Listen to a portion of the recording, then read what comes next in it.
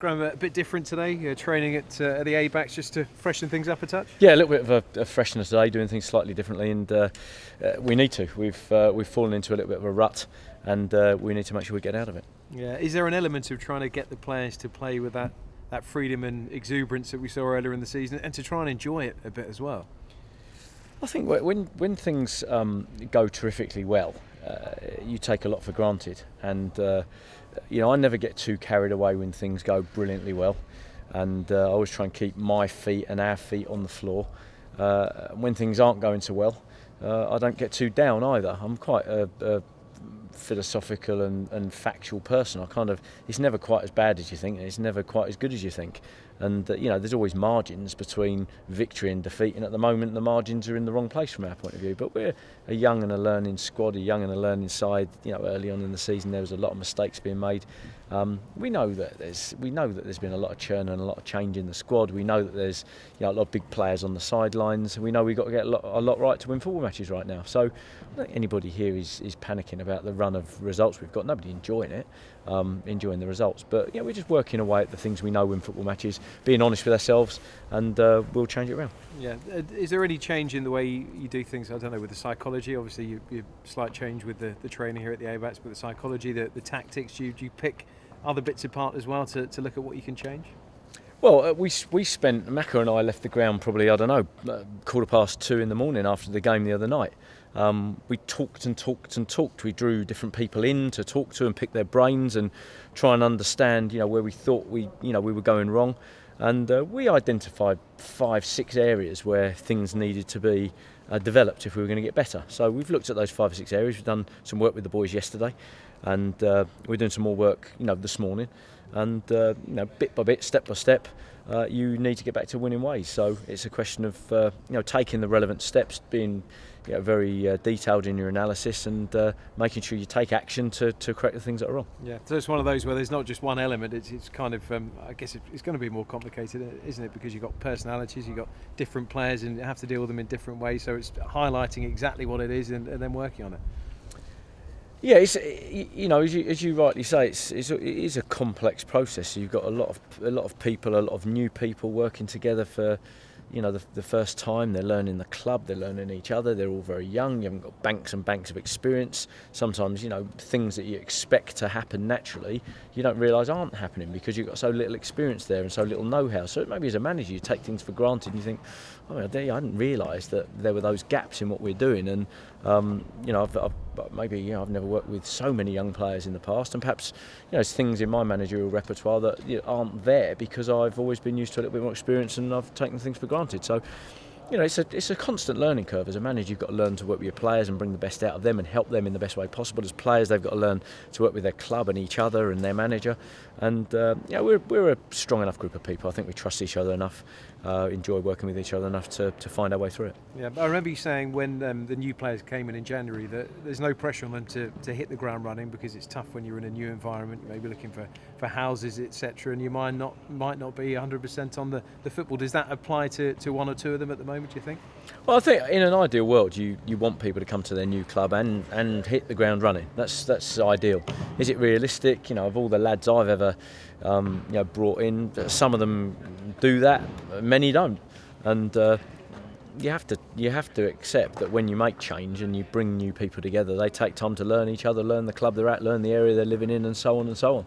So it does take a little bit of time, but we've had a little bit of time now, and as I say, I'm not panicking about where we're at. I'm not enjoying where we're at, obviously, but we know as recently as 2 weeks ago we put in a stunning performance here at home, and although we've let that slip, I think that's actually part of the problem we've had in the last 10 days is that that happened. A young squad was showered with so much praise. Maybe one or two lost their focus a little bit, and if you lose your focus, then football punishes you. So there's lots of things that add up to where we're at.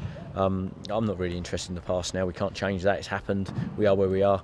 There's plenty we can do about going forward, and I'm sure we'll see a bright session out here today. Yeah, and Swindon the next game, and a tough one as well. They're putting together a nice little run through unbeaten, and a couple of very good victories for them in the last couple of games as well. Yeah, you play sides, and it's always on the day. What they've done in the past, whether it's good or bad, doesn't matter. Any side can turn a corner at at any moment in time. You look at us and you think, well, Barnsley not so long ago couldn't string a result together. They came here. If I'm honest, we beat them 3-2. They played us off the park. And I could tell that they were a very, very good side that was going to go on and have a decent season. I felt fortunate to go in with 3 points against them, and look what's happened since. And anybody who's played against us will still know that although we've lost games, we're still passing the ball 63% of the game. We're still dominating possession for long patches, but we're just letting ourselves down in small little ways. We haven't been anywhere near clinical enough in the final third. And we've been a bit loose in what we've done defensively, so a little bit of tidying up here and there, and I'm sure we'll get our results back. Yeah, and the side I think like to play open and try and be expansive. That's what the coaching staff certainly seems to be their philosophy. A 3-5-2 formation as well, so it could be an open encounter at the weekend. Well, you look at, I can't remember the detail. Was it 7-4 or something in their playoff semi-final last year? There were crazy amounts of goals, weren't there, in the game against Sheffield United.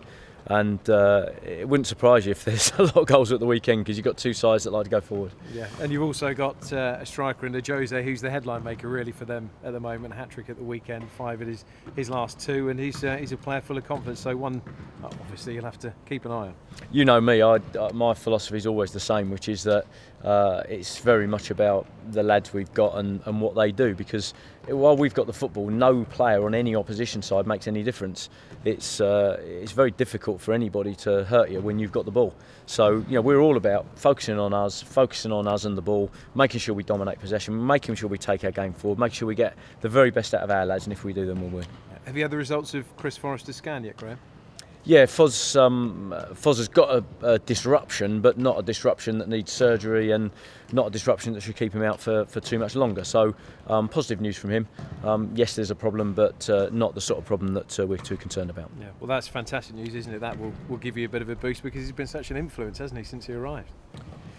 Well, he's been, the star man really of everything that we've done. Other people have got the limelight, but I don't think anyone who watches us week in week out would underestimate the influence that he's had on the team. He's an absolutely fantastic ball handler. Take the ball under pressure. He develops forward pictures. He understands the game. He's a clever player. He's the player that every player in the squad would pick as the first name on their team sheet. I've got no doubt about that. The captaincy, you talked about it in your programme notes on Tuesday. Anik choosing to relinquish it. I know you're full of praise of the way he went about that. Have you sat down with the players and discussed who will take it long term? I know Gabby had it on Tuesday. No, what I said to the lads was this, that I agree with the concept that the captain should be on the pitch. I don't agree that the captain should be in goal. There's the last thing that I was going to change when I walked in the door, because so often it can be taken the wrong way, misconstrued as though you're giving the captain a vote of no confidence, which isn't the case at all. I do think you need an on-field captain in an ideal world. And probably you need a captain who plays in the centre of defence or in the centre of midfield. I just think someone in the heart of the team is always best positioned to do the job. So that's me, that's my philosophy, and we are where we are in terms of not looking for that man, and it's now a question of the lads. The captain's got to want to do the captain's job, and you've got to think about what does a captain need to do at this football club. So I don't think it's a decision that you rush. I don't think you go into it in 5 minutes. We can take our time. In the meantime, there's plenty of volunteers. There's a few who fancy the job, and I'm not saying that we're going to audition, but at the same time it needs a bit of thinking, and I'm not going to rush into it. Yeah, difficult for you to say, I suppose, whether Gabby will have it at the weekend, because that will give a hint to your starting lineup. But he's obviously a candidate. No, I think I'll probably throw it around a little bit at this stage, not to disrespect it in any way, because the captaincy is a very important thing. But there's lads who want to wear the armband, who want to show what they can do with the armband on their arm, and I want to have a look at one or two and see how what sort of style of leadership they bring to the team. So I'll probably move it on at the weekend, and that won't reflect the job Gabby's done. It was always my intention, let 3 or 4 wear it and see how things pan out.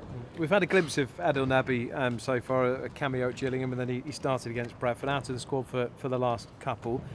Is that just a case of him needing to step up to League One level, or do you need to have a look at him in training a bit more? What's the thinking? No, one of the things that I've done with all of the news lads, you can see, Aaron came on the other night, he got a taster. Jordan's come on at the weekend at Millwall, and Adil's had a couple of tasters. The new lads, I want to try and give them some involvement. I haven't brought them in believing that they're ready to go. I've brought them in as lads with good potential, who down the line may well be able to make good contributions for us. So we've brought some talent to develop. We're trying to make it feel involved, that talent. We're trying to give it some encouragement.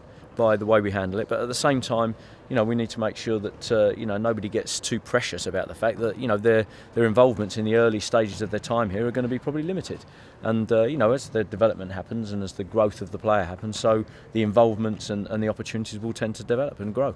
Yeah, and we saw Cozzy at left back at the weekend. No, on Tuesday rather. No Toffolo. Is he injured, or is that just a selection decision really? No. At the moment, Harry's gone from being in the side to being third choice in that position.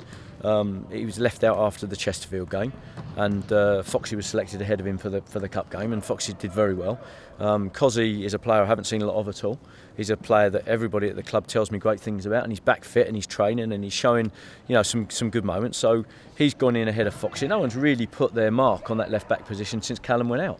And at the moment, the order that I selected the other night is Cozzy 1, Foxy 2, Harry 3. So all three of those have got to do their bit to make sure that they're the one wearing the shirt. There's a fight on there, and it is where it is, and it's up to them all to progress and develop and show even today where they're at in terms of the weekend.